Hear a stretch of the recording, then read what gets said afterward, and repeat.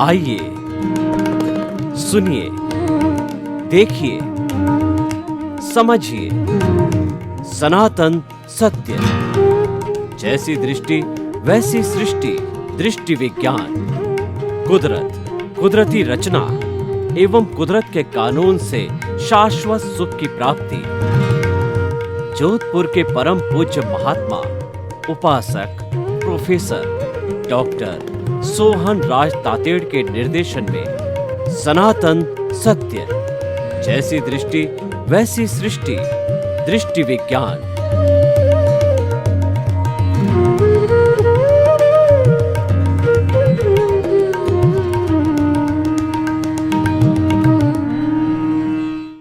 भाई और बहनों, मातृशक्ति को नमन। आज का अति उत्तम विषय परम विनय, मैं कुछ नहीं जानता। देखिए कितना सुंदर विषय है जो कि अहंकार शून्यता की ओर ले जाता है और व्यक्ति जो है अहंकार रहित हो जाता है, अहंकार शून्य हो जाता है तो वो भगवान है। मनुष्य और भगवान में अंतर क्या है कि भगवान अहंकार रहित है और मनुष्य अहंकार सहित है। इस कारण अहंकार उसके साथ में है तो क्रोध, माया, लोभ ये चंडाल चौकड़ी है। किसी एक को एंट्री दे दो तो बैक डोर से तीनों अपने आप बिना दिखाई दिए आ जाते। इन चंडाल चौकड़ी का पैक्ट है। कैसे मैं बताऊं? एक व्यक्ति के पास में बहुत धन आ गया पुण्योदय से, धन की प्राप्ति हुई। तो अगर संत पुरुष का व्यक्ति है, जो आज का हमारा विषय है परम विनय, मैं कुछ नहीं जानता, उसके तो अहंकार नहीं होगा। तो उसके दूसरी चीजें जो है क्रोध, माया और लोभ नहीं आएंगे।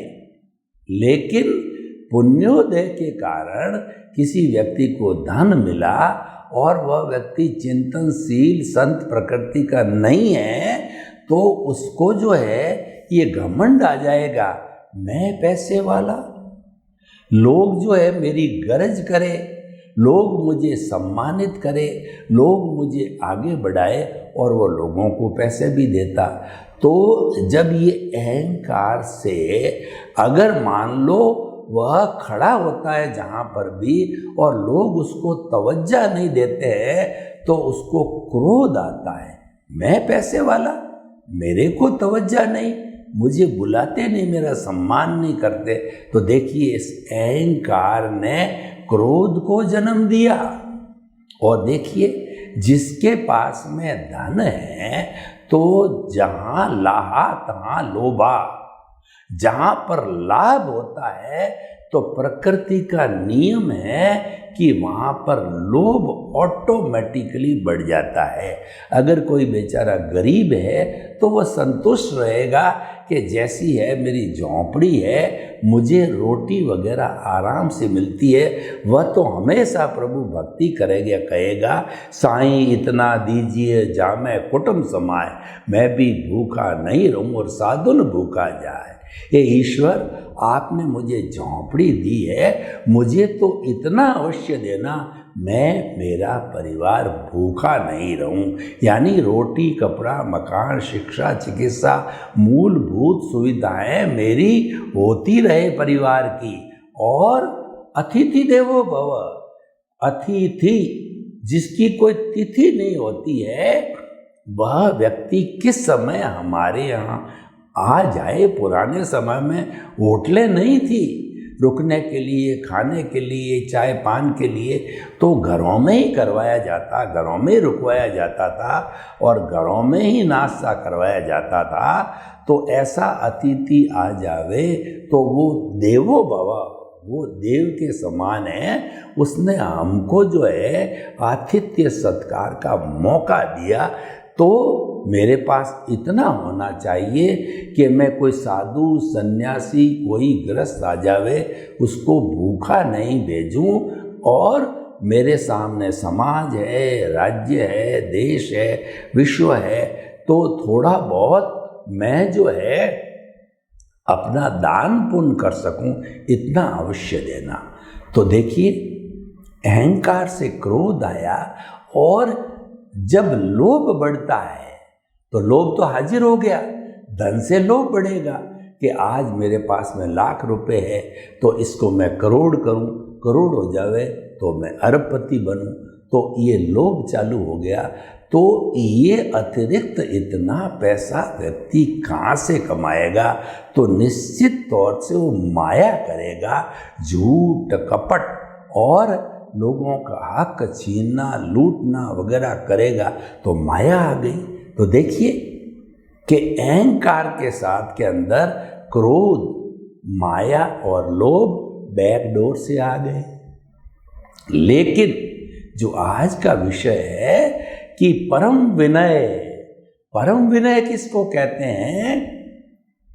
मैं निमित्त हूं, मैं करता नहीं हूं, और वह ये सोचता है कि इस 84 लाख जीवा योनि बर्थ प्लेसेस के असंख्य अनंत आत्मा है, समस्त जो है निमित्त निर्दोष अकर्ता और शुद्ध आत्मा है।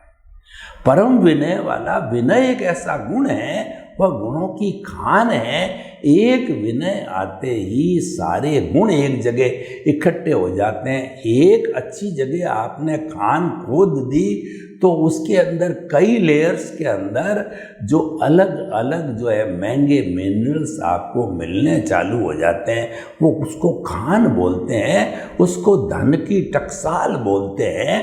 तो जिसमें विनय का गुण है, क्योंकि विनय गुण है वह अहंकार नहीं आने देता है, और अहंकार सब अवगुणों की जननी। आपको पता है कि रावण जो है वेदों का ज्ञाता था, शिव भक्त था, शिव जी को उसका संपूर्ण आशीर्वाद था, 9 ग्रह उसके इर्द गिर्द घर में निवास करते थे, उसकी सुरक्षा करते थे। लेकिन उसकी दुर्गति क्यों हुई? राम के हाथ क्यों मारा गया? क्योंकि उसने अहंकार किया, उसने सीता माँ का हरण किया, और उसको उसके ससुर जी ने, उसकी माँ ने, उसके भाई विभीषण जी ने, सभी बड़े बड़े लोगों ने समझाया, लेकिन अहंकार के वशीभूत कि मैं तो इस दुनिया का सबसे पावरफुल व्यक्ति हूँ, तो मेरा बराबरी कौन कर सकता है, तो वो मारा गया। और देखिए, भगवान राम जो कि ईश्वर थे, ईश्वर का रूप था और मोक्ष गए वो, उन्होंने अपने भाई लक्ष्मण को कहा कि अंतिम समय है, रावण का वो बाणों की सैया पर सो रहा है, तो तुम जाकर के उससे सनातन सत्य, यूनिवर्सल ट्रुथ, सार्वभौम सत्य लेके आओ कि दुनिया का अल्टीमेट ट्रुथ क्या है। तो वह लक्ष्मण जी शक पकाए। उसने कहा भैया शत्रु से जो है परामर्श करने का आदेश दे रहे हैं, लेकिन भैया का आदेश था, वो गए। तो वो जाकर के उसके सिर की तरफ खड़े हो गए और बोले भी नहीं। तो रावण ने न तो जो है उसकी तरफ देखा और न उसको कोई तवज्जा दी, वो लौट के आ गए। तो राम ने पूछा क्या हुआ? कि कुछ नहीं हुआ। तो कि तुम खड़े कहाँ थे? कि मैं उसके सिर की तरफ खड़ा था।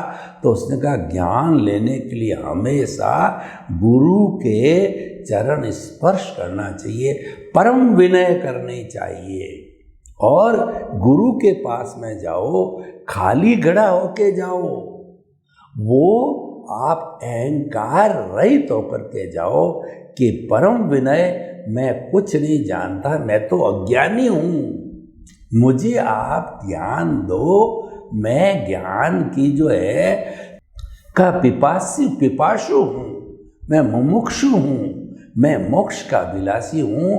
हे गुरु, मुझे कृपा करके ज्ञान दो। जब इधर आप विनय करोगे और इधर आप कहोगे कि प्रभु मैं तो अज्ञानी हूँ, तो दोनों चीज़ें क्या भक्ति मार्ग कहलाती है।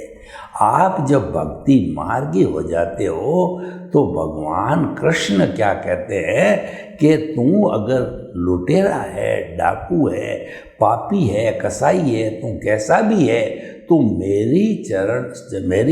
मेरी शरण में आ जा, मैं तेरे सब पापों को माफ करके तुझे मुक्ति दिलाऊंगा। तो भाई और बहनों, हम जो बात कर रहे थे परम विनय की, जब लक्ष्मण जी पैरों की तरफ खड़े हुए रावण के, तो रावण की दृष्टि उस पर पड़ी, तो रावण ने उसको नमस्कार किया और कहा, भैया लक्ष्मण जी आप कैसे आए? तो लक्ष्मण जी ने सारा वृतांत बताया कि सनातन सत्य क्या है, सार्वभौम सत्य क्या है, ultimate reality of the world क्या है। तो उसने कहा कि जीवन के अंदर अहंकार को कभी भी स्थान नहीं देना, अहंकार का समूल नाश कर देना चाहिए और परम विनय मैं कुछ नहीं जानता, ये भावना रखनी चाहिए। तो ये इस तरीके से अल्टीमेट रियलिटी का पता पड़ा लक्ष्मण जी को, रावण से ये नसीहत मिली। तो आज का हमारा एपिसोड भी इसी का ही है, परम विनय। आप जीवन में एक भोले बच्चे की तरह हो जाओ। आप ये चिंतन करने लगो कि 7.8 अरब की जनसंख्या का सबसे छोटा व्यक्ति मैं हूँ, यानी आप अहंकार शून्य हो जाओ, अपना अस्तित्व जो है ब्रह्म में विलीन कर दो, आप भक्ति मार्गी बन जाओ। और दूसरा, मैं कुछ नहीं जानता। देखिए, जब घड़ा होता है, भरा हुआ होता है, तो फिर उसमें और पानी नहीं डाला जाए, डालने की कोशिश करोगे तो ओवरफ्लो हो जाएगा। इसलिए व्यक्ति ने अपने दिमाग को किसी मान्यता से भर रखा है, तो गुरु लाख कोशिश करे उसकी मान्यता बदल नहीं सकती, क्योंकि वो तो भरा हुआ घड़ा है, उसमें ज्ञान ठूंसा नहीं जा सकता। परंतु एक बिल्कुल खाली घड़ा हो, आप टेप चला दो तो धीरे धीरे पूरा भर जाएगा। यानी आप खाली होकर के, अहंकार रहित होकर के, परम विनय के साथ में ज्ञान पिपासु होकर के कि मुझे मुक्ति का मार्ग लेना है, मुझे मोक्ष जाना है और मैं सद्गुरु से वो ज्ञान प्राप्त करके रहूँगा, पूर्ण अभिलाषा के साथ में जाओ, शुद्ध भावों के साथ के अंदर जाओ, तो निश्चित तौर पे आपको ज्ञान मिलेगा। ज्ञान ऐसा मिलेगा जो विज्ञान की तरफ लाएगा। विज्ञान का अर्थ होता है मुक्ति का मार्ग, उसको आर्ट ऑफ विजन कहा जाता है, दृष्टि बदलने कहा जाता है। जो व्यक्ति परम विनयी होता है, उसके पास सारे गुण आते हैं और सबसे बड़ा गुण ज्ञान आता है। और मैं कुछ नहीं जानता, मैं सब कुछ जानता हूँ, उसके पास में ज्ञान नहीं आता। जो कहता है कि मैं सब कुछ जानता हूँ, तो वो अहंकारी है, क्योंकि भीतर जो प्रभु विराजमान है, सबके भीतर में प्रभु विराजमान है। छोटा से छोटा वायरस है, उसमें जो अभी जो कोरोना आया, तो कोरोना के वायरस में भी वही प्रभु है जो आप में है, मेरे में, राम में, कृष्ण में, महावीर में, 24 तीर्थंकरों में, घोड़े में, ऊंट में, बैल में, सब में एक समान, एक क्वालिटी, वो अनादि अनंत काल से एक सा विराजमान है। रत्ती भर न फर्क है, न भूत भविष्य वर्तमान में कोई फर्क होगा, लेकिन जो विविधता दिखाई देती है, कोई स्त्री है, कोई पुरुष है, कोई लंबा है, कोई चौड़ा है, कोई काला है और कोई मोटा है, कोई पतला है, कोई ज्ञानी है, कोई अज्ञानी है, कोई मूर्ख है, तो ये सारा भेद अपने अपने कर्म अर्जन के साथ में, उनका अभी जो उदय प्रारब्ध चल रहा है, उसके कारण विविधता दिखाई देती है। वो क्रिया के रूप में दिखाई देता है। तो भाइयों और बहनों, बड़ा सुंदर विषय है कि आप ज्ञान लेने के लिए परम विनय के साथ में अहंकार शून्य होके जाओ। आपके 60 खरब कोशिकाओं के अंदर किसी भी कोशिका के अंदर अहंकार का भाव नहीं आना चाहिए, विनय का भाव आना चाहिए। हर कोशिका से अहंकार के भाव को अलग कर दो और आप हर क्षण जो है यह कहो कि मैं कुछ नहीं जानता, मैं कुछ नहीं जानता, मैं तो अज्ञानी हूँ, मैं तो परम अज्ञानी हूँ। तो जो जो गुरु से ज्ञान आएगा वो भीतर उतरता रहेगा। देखिए, 2 तरह के लोग होते हैं, सुपात्र और कुपात्र। दान किसको मिलता है? सुपात्र को दान मिलता है। कुपात्र को दान दिया जाता वो दुरुपयोग करेगा उसका, सुपात्र को दान दिया जाए सदुपयोग होगा। सुपात्र कैसे? कोई 5 महाव्रतधारी साधु है, उसको अन्न पुण्य, पानी पुण्य, लयन पुण्य, शयन पुण्य, मन पुण्य, वचन पुण्य, काय पुण्य, नमस्कार पुण्य, 9 तरह के पुण्य कहे गए। 9 तरह का कोई भी हम उनको ऑफर करेंगे तो हमारे पुण्य का बंद होता है और वह उसका सदुपयोग होता है, क्योंकि वह परम विनय में कुछ नहीं जानता का व्यक्ति है। वो ज्ञान पिपासु है, जिज्ञासु है, मुमुक्षु है। मुमुक्षु का अर्थ होता है मोक्ष का अभिलाषी।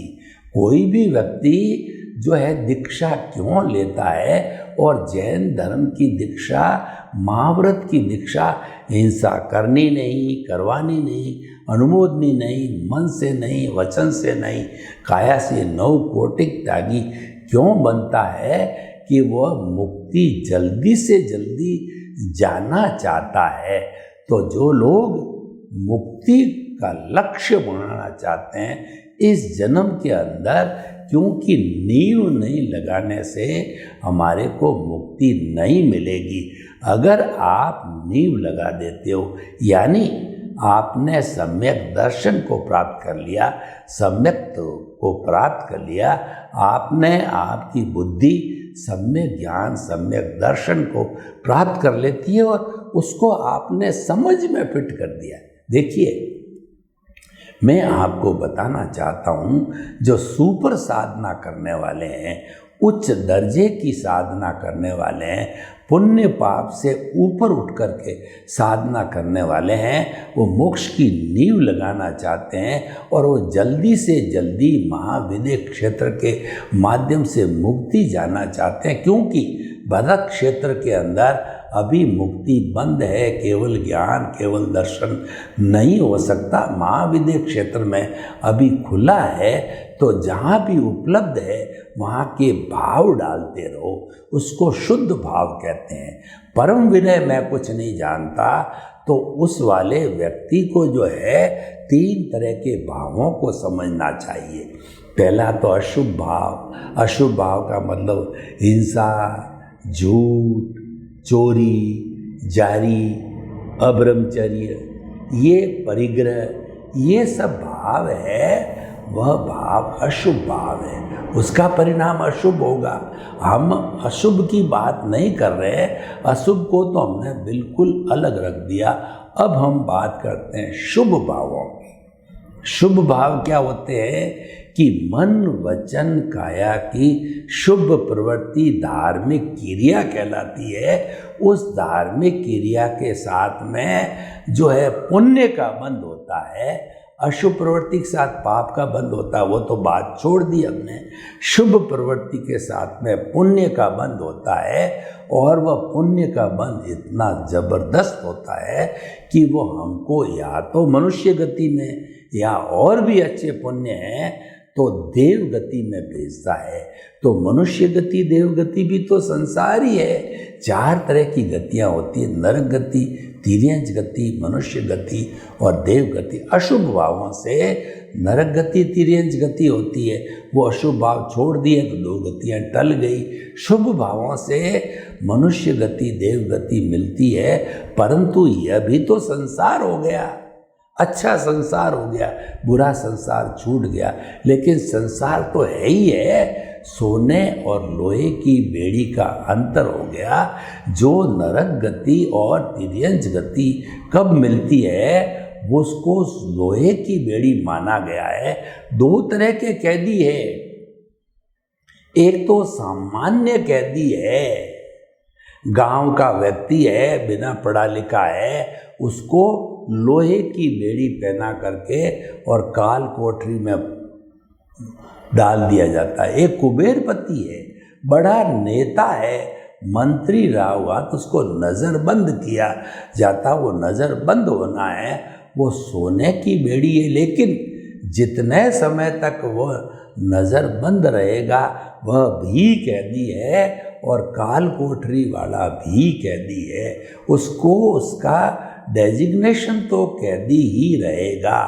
तो कहने का अर्थ है, चाहे आप नरक गति तिर्यंच गति में घूमो या चाहे देव गति मनुष्य गति अच्छी गति में घूमो, और अच्छी गति में घूमने का अर्थ है कि ज़्यादा से ज़्यादा 5 इंद्रिय का सुख का भुगतान करो, लेकिन अल्टीमेटली तो संसार है। अब परम विनय, मैं कुछ नहीं जानता, जो लोग इसमें गहरे बैठे हुए हैं, जो गहरी साधना करना चाहते हैं, उनको एक आर्ट ऑफ विजन बताता हूँ, उनको सनातन सत्य बताता हूँ। सनातन सत्य यूनिवर्सल ट्रुथ, सार्वभौम सत्य, ultimate reality of this world, वो हम आपको बताना चाहते हैं। तो उसका आधार है कुदरत, कुदरती रचना, कुदरत के कानून से उसका आधार है। और वह आधार क्यों लिया? क्योंकि हम आपके शाश्वत सुख की नींव लगाना चाहते हैं, मुक्ति की नींव लगाना चाहते हैं, मोक्ष की नींव लगाना चाहते हैं, ब्लिस की नींव लगाना चाहते हैं। ब्लिस आपको हाथों हाथ नहीं दे सकते। हमारा सनातन सत्य कार्यक्रम किसी को मोक्ष नहीं दे, लेकिन मोक्ष का वो परामर्शक बन सकता है, मोक्ष का वो रास्ता बता सकता है। वो रास्ता है आर्ट ऑफ द विजन का अर्थ होता है आपकी रॉन्ग बिलीफ को बदल करके हम राइट बिलीफ में डालते हैं। आपका मिथ्या ज्ञान, मिथ्या दर्शन है, उसको मिटा के सम्यक ज्ञान, सम्यक दर्शन देते हैं। और हमको ज्ञानी पुरुष ने जब ज्ञान प्रेषित किया तो हमको निमित्त, निर्दोष, अकर्ता और शुद्ध आत्मा बना दिया था पहले ही। इसका अर्थ क्या हुआ कि हमारा कर्तापन पे जन्म जन्मांतर के लिए चौकड़ी लग गई। हम जब तक मोक्ष नहीं जाते हैं कभी भी कर्ता नहीं बन सकते, और न हम किसी प्राणी को कर्ता मान सकते, क्योंकि ये यूनिवर्सल ट्रुथ है, ये सनातन सत्य है। वो कुदरत कहती है कि मैं मात्र एक ही करता हूँ, और मेरा विभाग है वह है कि साइंटिफिक सर्कमस्टेंशियल एविडेंसेस। इसका मतलब ये हुआ कि जो कुदरत का भाग है कि जो पूर्व निर्धारित है वही जो है कर्ता हो सकती है। तो इसीलिए उसको साइंटिफिक सर्कमस्टेंशियल एविडेंसेस बोलते हैं कि मन वचन काया तथा उससे जुड़ी हुई हर अवस्था मात्र कुदरती रचना है, और वो व्यवस्थित, उसको व्यवस्थित शक्ति बोला जाता, वो व्यवस्थित शक्ति है, वही करने वाली है।